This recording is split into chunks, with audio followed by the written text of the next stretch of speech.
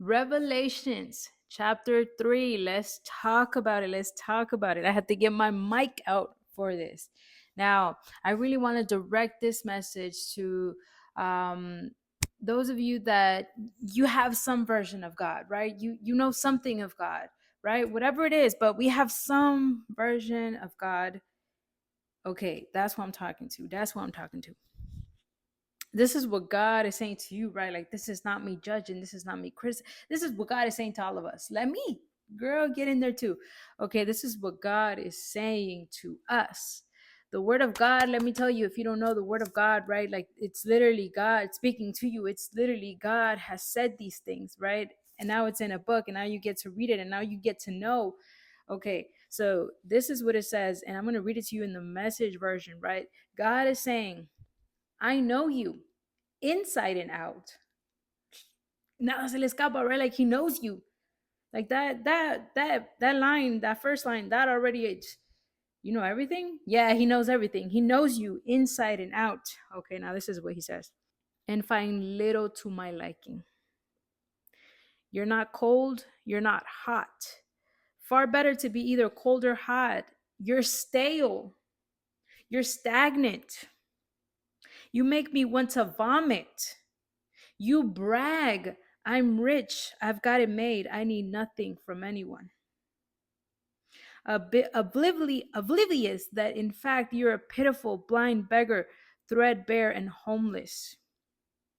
Now, you know what I get from that last line? You brag, I'm rich, I've got it made. You know, some of us were like, I'm good. Like, estoy bien, I'm content, I'm good, I'm happy here where I'm at. I'm not rich, I'm not a millionaire, you know, but I got everything I need. I'm happy, I'm content. But your marriage is falling apart. You're constantly fighting. You're constantly getting mad. Your peace. You have no peace.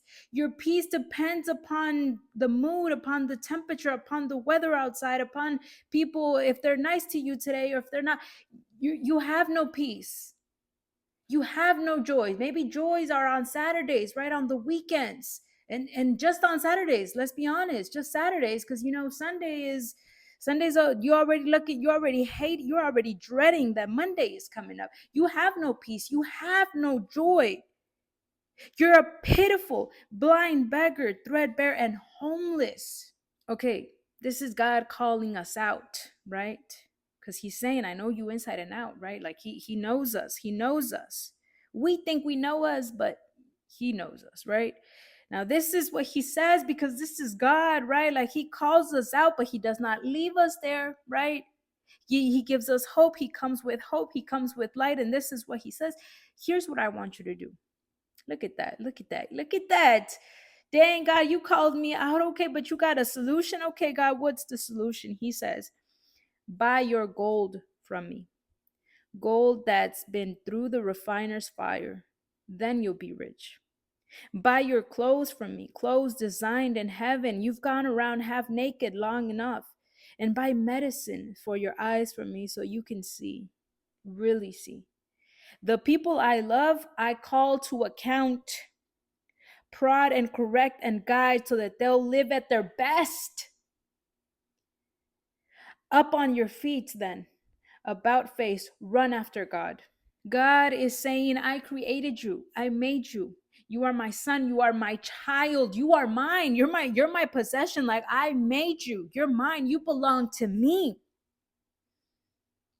And because I love you, because you're my special possession, because you're my people, I am going to discipline you. I am going to correct you. I am going to show you the best path to walk for your life. I'm going to show you your best pathway, and I'm going to guide you in that best pathway.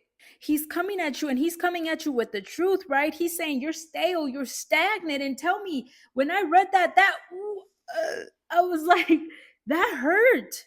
That cut.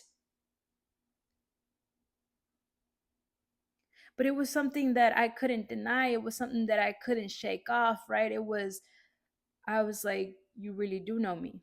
Hebrews 12 says, when you're being disciplined, like, it's not fun. It don't feel good. Like, it hurts when you're being disciplined, when you know you've messed up, when you know you've been doing wrong, and someone calls you out on that, you're being disciplined on that, your parent corrects you on that, you're like, Like that hurts.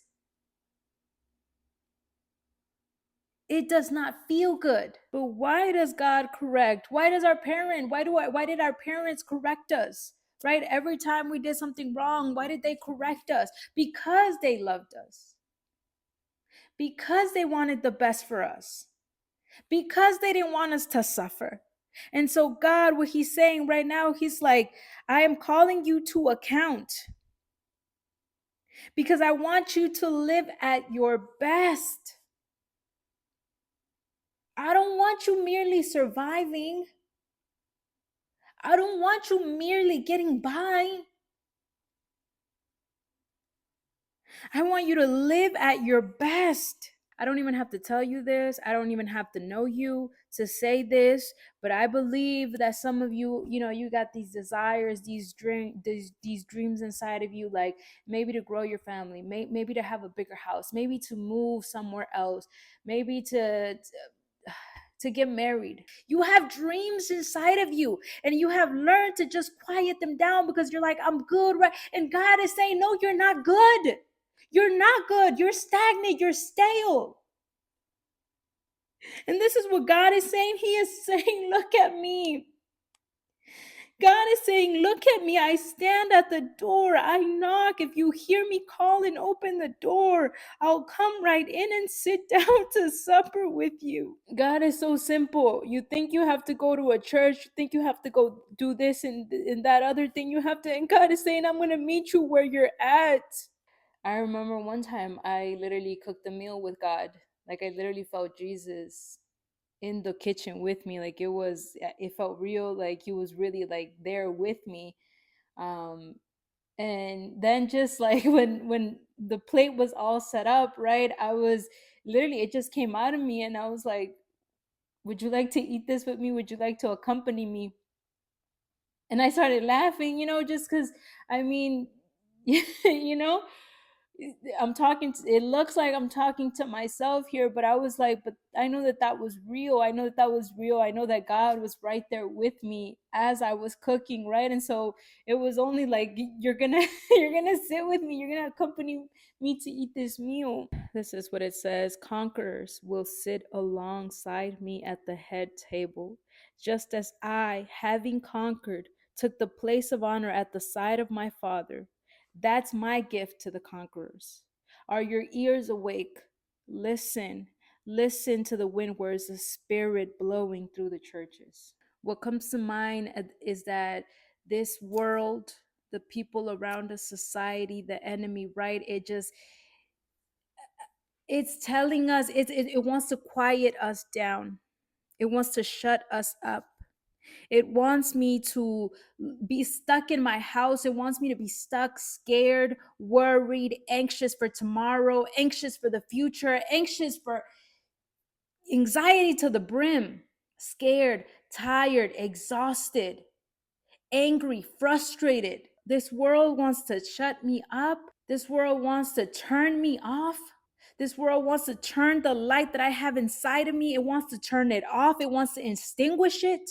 But the Lord is saying, I want to see it shining brightly. This is what I understand as the conquerors, the ones that conquer this world, the ones that conquer the fear, the ones that conquer the anxiety, the ones that conquer their light, that take it back. The conquerors that I'm thinking about are the ones that don't shut up, they speak up.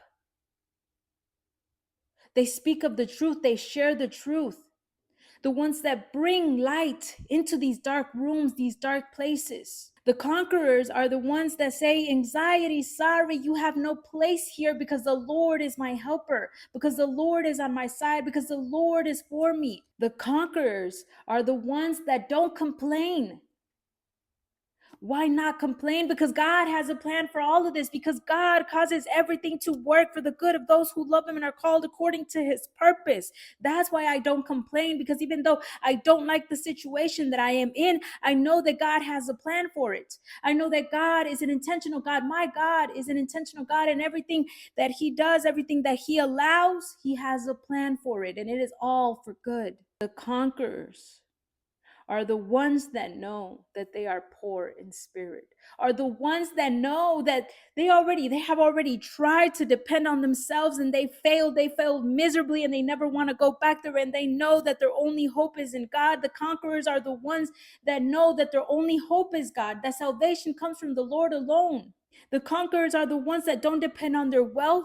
They don't depend on their materials. They don't depend on anything from this world. They depend on God. I just want to leave you with that. God is at the door. Jesus is at the door. He is standing and he is knocking. He is calling you. He has called you by name. He's waiting for you to open. He's waiting for you to open the door. Open the door of your heart. Open the door of your mind. Open the door of your home. Everything that pertains to you, let God in it. Let God in it. Let Jesus step into it. Invite him in. Invite him into every area of your life, every area of your being. Let him in. Let him in.